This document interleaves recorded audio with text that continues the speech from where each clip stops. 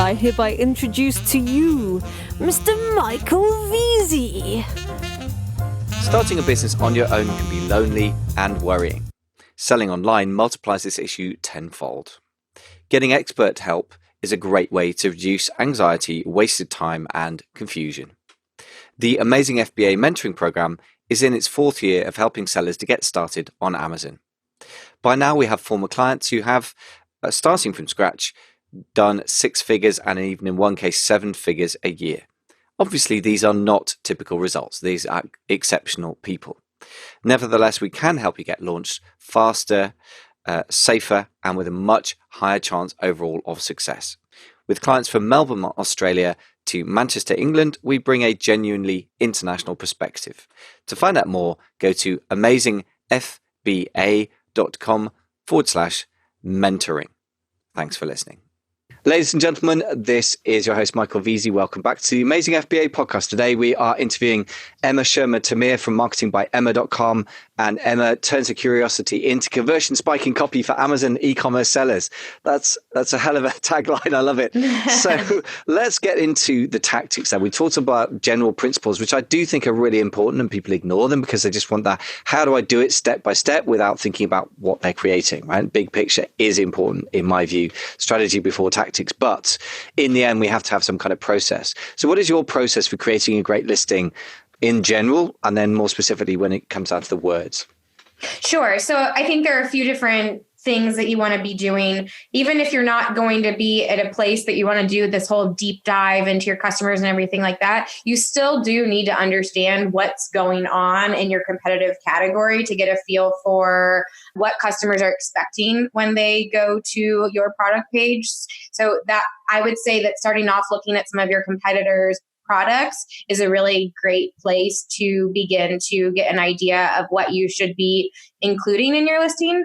But then also going a little bit deeper and looking at the reviews of your competitors are going to help to point out some potential opportunities that you could use to your advantage. So some of those might be, is everybody complaining about something that your product doesn't have that problem or has solved? In which case, you should put a really big emphasis on that, because when people are looking for a product, they're reading those reviews and they're like, oh, that I don't want to be in that situation. And then they go to your product page and you're like, we don't have this problem. That's fantastic. But also you might even find information about how people are using your product or other types of sort of like life case studies, but your product in the real world that you might not have considered that would be worthwhile and interesting to address in your listing itself.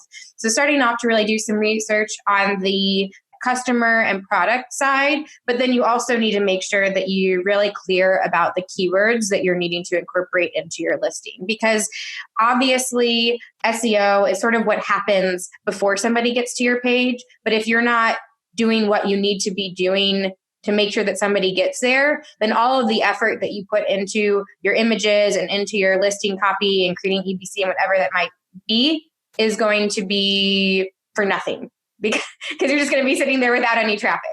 So you want to be very clear about the words that you're needing to incorporate in your listing to make sure that you're indexing properly to then be able to run the PPC campaigns that you want to run, to make sure that you're enhancing your opportunities of organic exposure and all of that.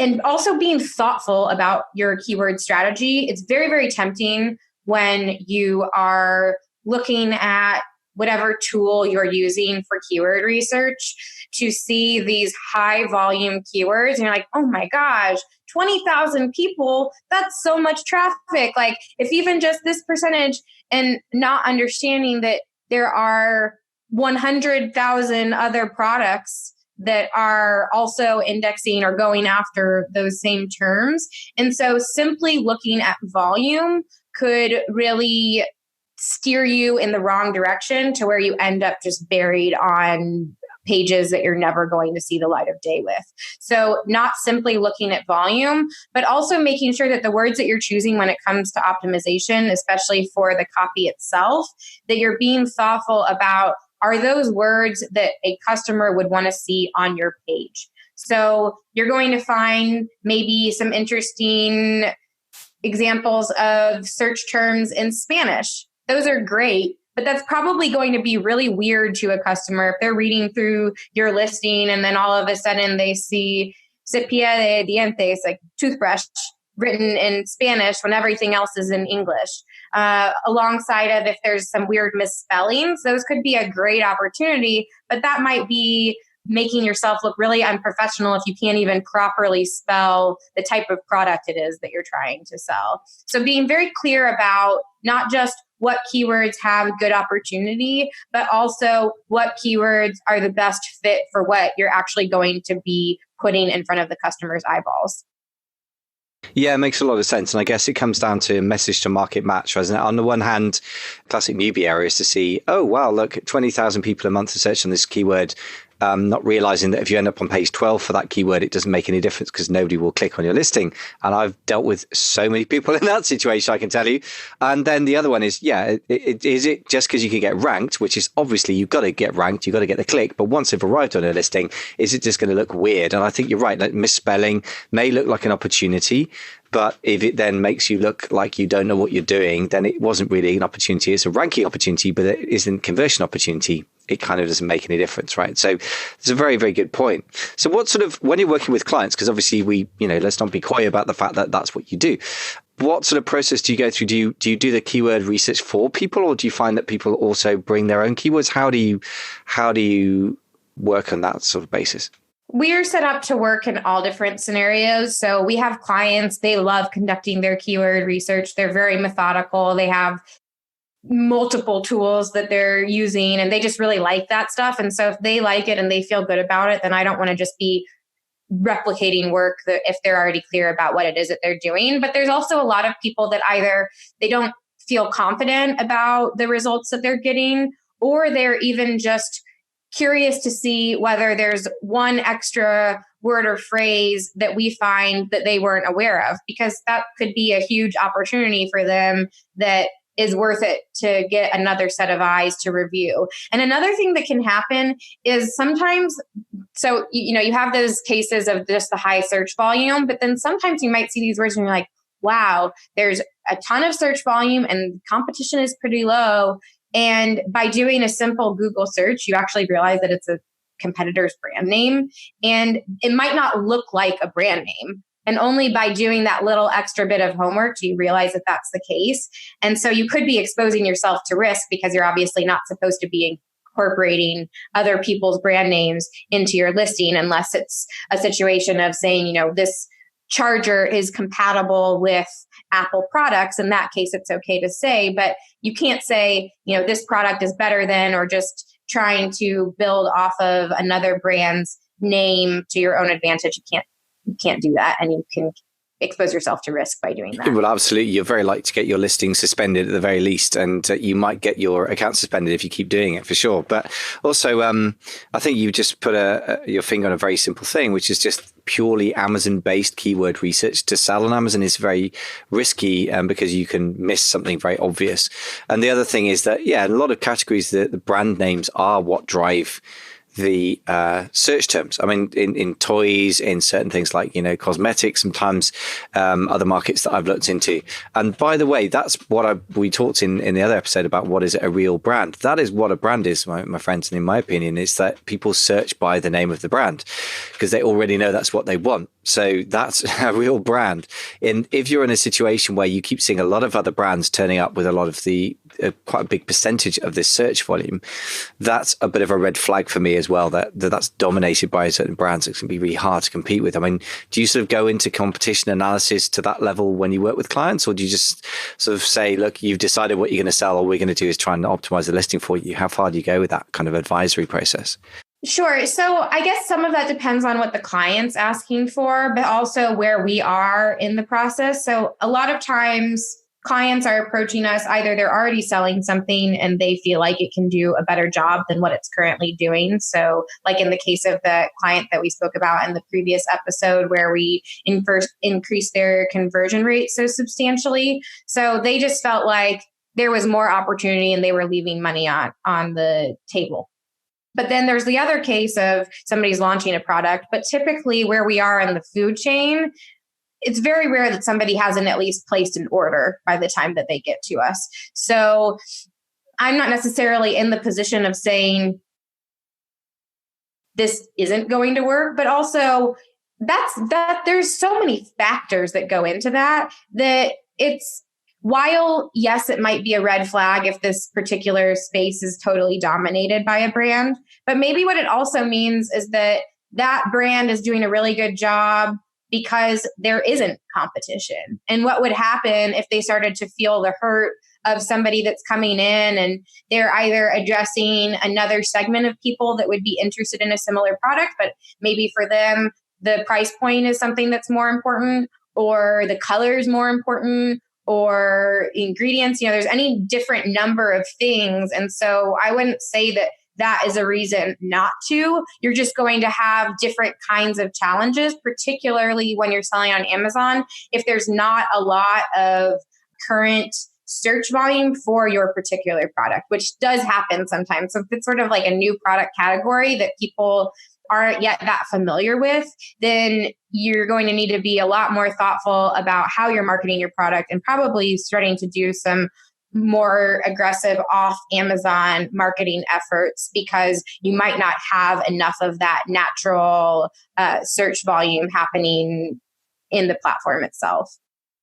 Yeah, I think sometimes people are a little bit afraid of that situation too much, because if you've got I was literally talking to a client the other day, he's saying like, okay, this market that we've ended up picking between us, and he's going into as only doing £10,000 a month, I think it was, or $10,000, I think it was in the US, which for a US market is pretty small. I said, look, if you can take 8,000 of those $10,000, you're going to be much more profitable than if you take $8,000 out of a $100,000 or even $500,000 a month market, because you'll be the preferred supplier, you'll be the dominant force in that place. So I think what it comes down to me is not so much size of market or total addressable market as the market share you can personally get for your brand, right? So I think people can obsess about the wrong number there. Or do you think that's there's some dangers in that? I agree with you. And also, if there's really only one choice right now, what are the amount of people and potential sales that aren't being made because people don't want to purchase from that particular brand, either because they're not spelling something out clearly enough or whatever the case may be. Also, a lot of times when there's no competitor,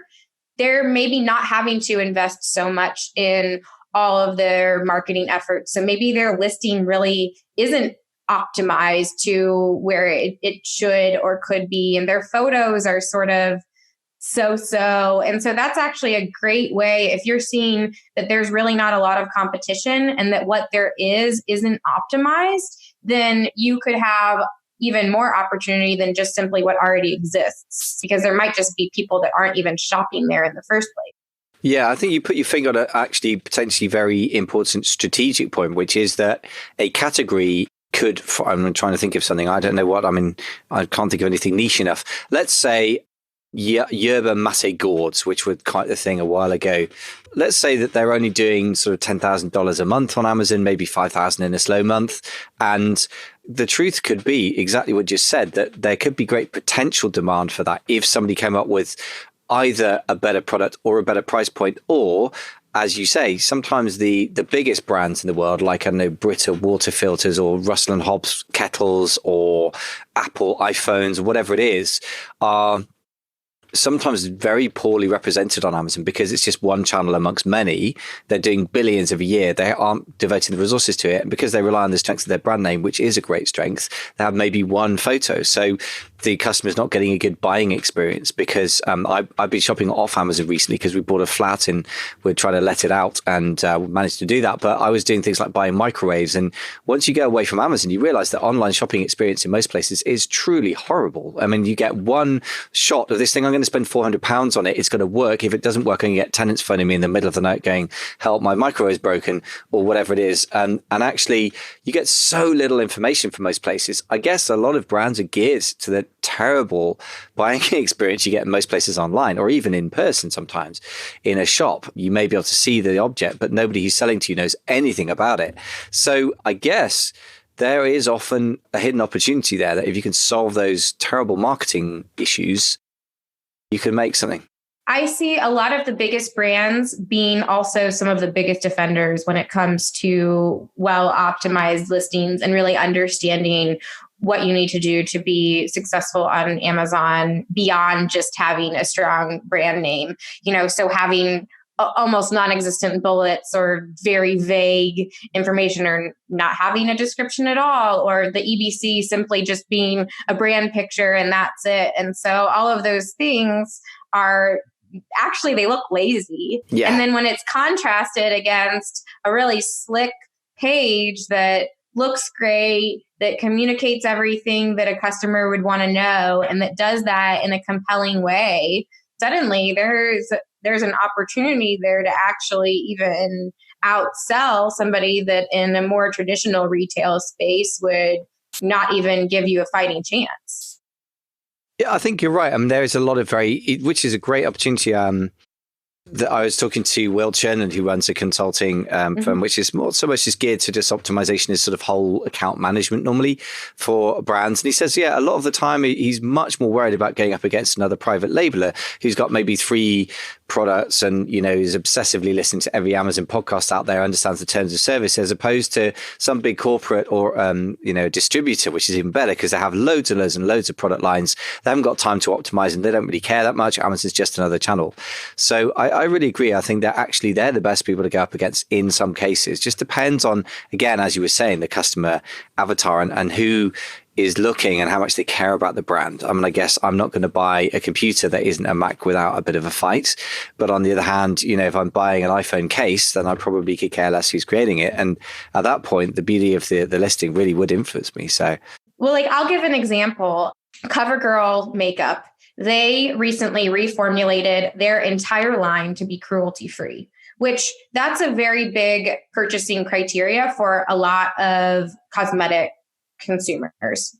Cruelty-free is they will refuse to purchase anything that's even questionably cruelty-free, and they want the entire line. Even if one of their items is manufactured in China, that's enough to take it off the table for them. So these are people that, they really care about this particular detail. Well, on Amazon, for one of their top selling mascaras, the only indication that they're cruelty-free is a tiny little leaping bunny certification in one of their images. So unless you were either paying attention to the makeup industry and the fact that they did this, or that you just happen to see this one image that shows that detail, you would have no idea. If you're wanting to purchase a mascara that is cruelty-free, you might not even know that this CoverGirl mascara fits into that particular buying space. And so then if you have another mascara that is cruelty-free and maybe on top of that has some great ingredients and the price point is very similar to the CoverGirl, then it's not even a question for you. Yeah, so I think that comes down to a very simple point, which is, again, as you said in the first episode, just stating what seems to be really, really obvious. Like, hello, this is Amazon Prime. That means you get a 30-day money-back guarantee. I didn't know that. I don't know if it applies in the UK or not, but I'm going to investigate for sure. But again, this is one of those things which seems so obvious that people miss the extremely obvious. If you're in a company where the entire set of meetings you've been to this year is droned on about being cruelty-free or something, and you've been watching the corporate ads and you've been watching the ads on your TV, then you may personally be so saturated with that message that it wouldn't even occur to you that somebody doesn't know about it. And I think it's sometimes the really obvious stuff to us is what we miss articulating for the consumer. So once again, you put your finger on articulating things. And I think this very neatly brings me to what I was going to cover next, which is benefits. I think we've covered quite a lot of it already, which is say exactly what your product does and doesn't do. Are there any other sort of do's and don'ts when it comes to articulating the benefits of your product in the listing? I think people confuse what a benefit is. And so saying something like, let's give an example of maybe a sort of heavy duty backcountry backpack, so something that people are going to be taking into extreme environments for long periods of time. And it's really going to be an essential piece of them being able to complete whatever journey that they're going on successfully. And so if you just say, for example, it's long lasting, that's not really the full or even durable. Like, what does that actually mean to the customer? That means if it's long lasting and it's durable, that means that they can go out with confidence into the roughest terrain, knowing that this backpack is going to protect their most valuable possessions and help them complete their journey safely and happily. And so that's really the core benefit. And so it just happens to do that by being durable and long lasting. So you want to make sure to really take that thought process from start to finish. And then whatever that finishing point is, a lot of times it's common when you're talking about presenting information, sort of saving that best for last. I would argue you should do the opposite when it comes to your listing and your marketing efforts in general, because attention spans are short. And so there's actually an old practice in journalism called the inverted pyramid. So you just think of a pyramid like this. And the practice came about because back when they were actually having plated stories that they were printing on traditional printing presses, they needed to really easily be able to lob off part of the article and still maintain the most important details. So you sort of put from most important to least important in descending order. So you make it very simple for newspapers to be able to do that. And I would say that while that may not be the same reason to do it when it comes to something like your listing, it's still a really helpful idea to use when you're thinking about your bullets and your description and your A+ content, and that really like grab them and then help them understand why that matters. If you don't grab them, and if you're selling that saving that great kernel for the second or third sentence in a bullet, it's unlikely that somebody's even going to see that. Whereas if that's a really strong, potent idea or message or something that sets you apart, by making that prominent and giving that really the full focus, suddenly you have my attention. Suddenly I care. And then if that's something that's important to me, then I can read on and get the rest of the information. Yeah, this is great stuff. I love it. And by the way, durable. Whenever somebody says that, I say, look, for goodness sake, you're not allowed to use that word. For starters, nobody ever says that in real life. Yeah, how are you doing? How's your backpack working out? It's very durable, man. Nobody says that. So, it's tough as old boots. They might use simple, words, but they're never going to say durable. But also, I love the fact what does it actually mean? And by the way, I think just to pick up on what you're saying and dive further into this, enabling them to complete their journey, it brings up, especially in America, the idea of like soldiers and being a real man. You're only a real man if you've gone out into the woods and swung an axe around and played up being a soldier for a day or two, or protecting their most valuable possessions, which for me feels like quite a different emotional value. So I think Sure. you put your finger on the fact that the outcomes that people want and the associations that they have with products can be really different, even based on the same physical characteristic. Like it's very, very tough.